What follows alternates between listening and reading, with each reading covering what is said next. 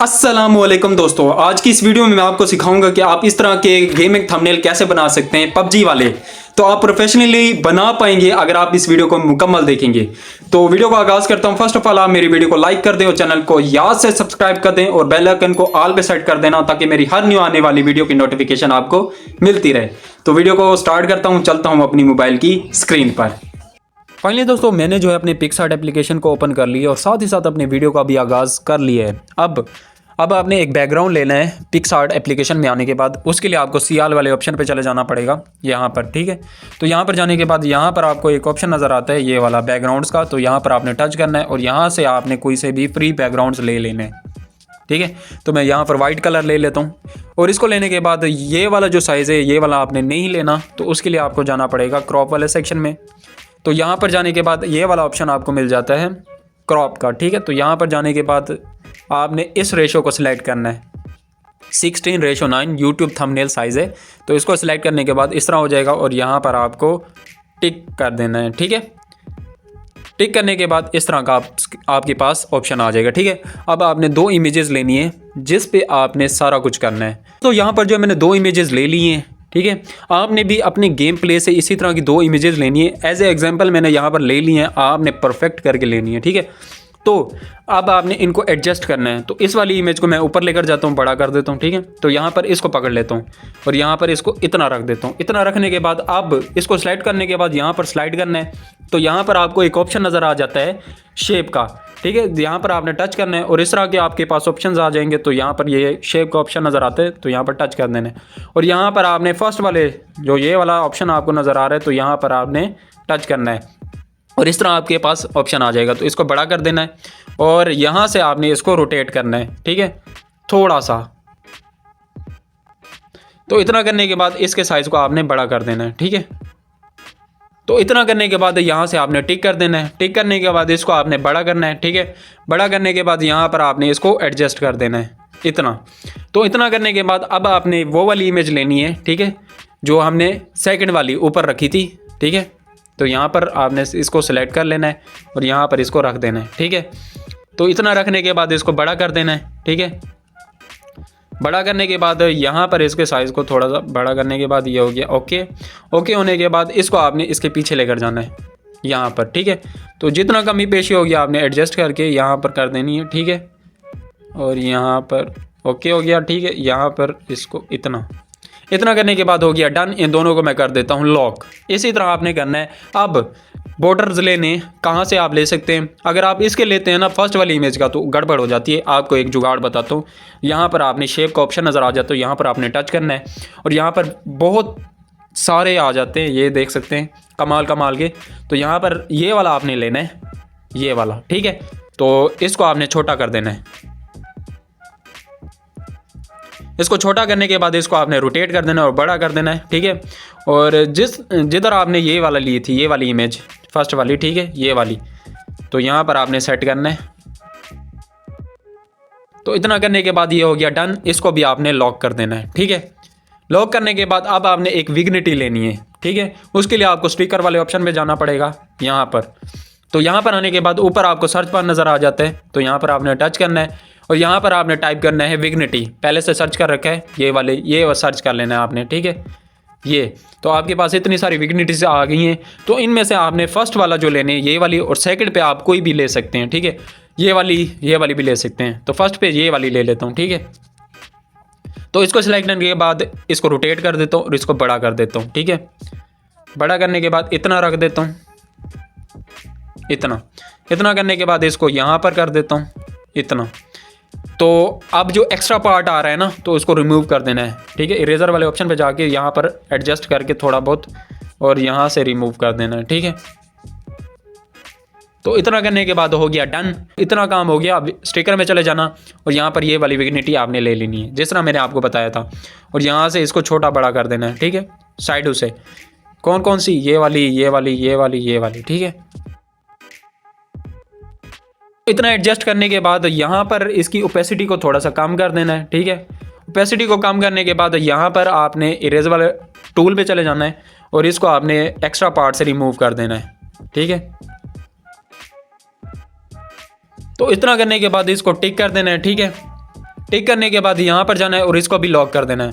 आपने perfectly vicinity add करनी है, मैंने जैसे तैसे ऐड कर दी है, आपने एक्स्ट्रा करके ऐड करनी है, ठीक है, कमाल करके, ठीक है, ताकि एलिमेंट्स भी नज़र आए।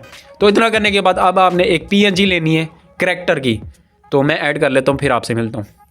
फाइनली दोस्तों यहाँ पर जो है मैंने PNG ले ली है, ठीक है, ये वाली PNG तो नहीं है, इसको PNG बनाएंगे हम कहाँ से, इस वाले टूल से। तो यहाँ पर मैं टच करता हूँ और आपका इंटरनेट भी अच्छा होना चाहिए, तो यहाँ पर कर देता हूँ और ये 1 2 3 बूम करके दे देगा मुझे। फाइनली दोस्तों मेरी जो है PNG बन के तैयार हो गई है, तो इसको मैं बड़ा कर देता हूँ, ठीक है। इतना करने के बाद ये हो गया डन। तो इसका साइज़ मैं कुछ ज़्यादा ही है, ठीक है, इतना कर देता हूँ। इतना करने के बाद ये हो गया डन। अब आपने इसके पीछे कोई एलिमेंट्स ऐड करने, उसके लिए फिर से आपको स्टिकर में ऐड जाना पड़ेगा और यहाँ पर आपको लिखना पड़ेगा फायर, या फिर कुछ और भी आप लिख सकते हैं, ठीक है। फायर लिखने के बाद इतनी सारी फायर्स आ गई हैं आपके पास, जो भी आपको अच्छी लगे तो यहाँ पर ऐड कर देना। तो यहाँ पर जो सेकंड पे आ रही है, तो यहाँ पर आपने टच करके इसको डाउनलोड कर लेना है और ऐड कर देना है। इतना करने के बाद यहाँ पर इसको रख देना है, ये ठीक है। इसको आपने अपने एलिमेंट के पीछे लेकर जाना है। यहाँ पर लेकर जाने के बाद अपने कैरेक्टर को लॉक कर देना है, फायर पे टच करना है और इसके कलर को आपने चेंज कर देना है, जो अभी आप रखना चाहते हैं। उसके लिए आपको जाना पड़ेगा एडजस्ट में, ठीक है। यहाँ पर जाने के बाद हुई में चले जाना और यहाँ पर ये कलर चेंज कर देना, ठीक है। ये वाला अच्छा रहेगा, ठीक है, क्योंकि शर्ट के साथ मैच हो रहा है। तो टिक कर देते हैं। टिक करने के बाद यहाँ पर इसको मैं लॉक कर देता हूँ, इसको, ठीक है, फायर को। तो डन हो गया। अब आपने जाना है स्टिकर वाले ऑप्शन में और यहाँ पर आपने टाइप करना है ग्लो, ठीक है। ग्लो टाइप करने के बाद यहाँ पर आपके पास इतनी सारी ग्लोज आ जाएंगी। तो यहाँ पर जो सेकंड पे आ रही ये वाली, तो मैंने ये वाली ग्लो ले ली है, तो आपने भी इसी तरह ले लेनी है। एडजस्ट में जाना है, हुई में जाना है और इसको भी यही कलर आपने दे देना है, ठीक है। इतना होने के बाद टिक कर देना है और इसको इसके पीछे लेकर जाना है कैरेक्टर के, ठीक है, फायर को ऊपर, ठीक है। इतना करने के बाद ये हो गया डन। इसको भी आपने लॉक कर देना है। अब यहाँ पर आपने टाइप करना है लाइट, ठीक है। कोई से भी आप एलिमेंट ले सकते हैं, खुद से क्रिएट करना सीखे, ठीक है। लाइट कर देता हूँ। लाइट करने के बाद यहाँ पर जो ये वाली आ रही है, तो यहाँ पर आपने इसको डन कर देना है, ठीक है।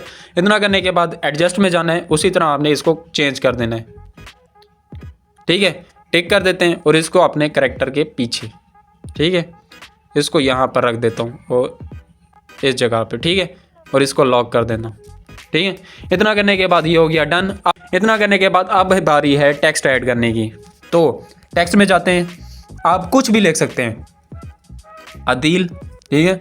ये टाइप करने के बाद यहाँ पर आपको एक फ़ॉन्ट मिल जाता है इसी में ही, ठीक है। तो अगर आपको ना मिले तो सर्च कर लेना इम्पैक्ट के नाम से, ठीक है। इम्पैक्ट के नाम से फ़ॉन्ट आपको मिल जाता है, तो यहाँ पर इसको डन कर देना, ठीक। बहुत कमाल फ़ॉन्ट है, आप इसको यूज़ करना, आपको अच्छा भी लगेगा, या इसके अलावा भी आप यूज़ कर सकते हैं, ठीक है। इसको यहाँ पर रख देते हैं। तो इतना करने के बाद अब आपने इसको स्लाइड करना है, ठीक है, टेक्स्ट वाले को, और यहाँ पर आपको फॉर्मेट मिल जाता है, यहाँ पर टच करना है और आई वाले पे टच करना है और इस तरह हो जाएगा, ठीक है। इसको आपने रोटेट करके सही तरीके से अपने अकॉर्डिंग एडजस्ट कर लेना है, ठीक है। इतना करने के बाद ये हो गया डन। अब इसके कलर को आपने चेंज कर देना है। ग्रेडियंट में आने के बाद फर्स्ट वाले पे टच करना है वाइट कलर पे और यहाँ पर इसके कलर को आपने येलो कर देना है, ठीक है। येलो करने के बाद नीचे वाले को आपने ऑरेंज कर देना है, ठीक है। इतना करने के बाद ये हो गया डन। अब आपने इसकी एक और कॉपी लेनी है, डुप्लीकेट, और यहाँ पर आपने लिखना है PUBG प्लेयर, ये कर देना और ये डन, ठीक है। और इसको आपने छोटा कर देना है और इसके कलर को आपने वाइट कर देना है, ठीक है, सिंपल वाइट, और इसको आपने छोटा कर देना है और यहाँ पर इसको एडजस्ट कर देना है, ठीक है। तो इतना काम होने के बाद अब आपने इनके पीछे से एक कलर ऐड करना है, जिसकी वजह से ये और अमेजिंग नज़र आएंगे, ठीक है। तो इन दोनों को मैं कर देता हूँ लॉक, ठीक है। लॉक करने के बाद शेप में चला जाता हूँ और यहाँ पर उसी तरह लेना है और इसके कलर को आपने कोई भी रख सकते हैं, पर्पल हो गया या फिर कोई और। तो यहाँ पर मैं पर्पल रख देता हूँ और इसको डार्क कर देता हूँ, ठीक है। पर्पल रखने के बाद इसको थोड़ा डार्क, ठीक है। इतना करने के बाद ये हो गया डन और इसके पीछे आपने सही तरीके से एडजस्ट कर देना है, ठीक है।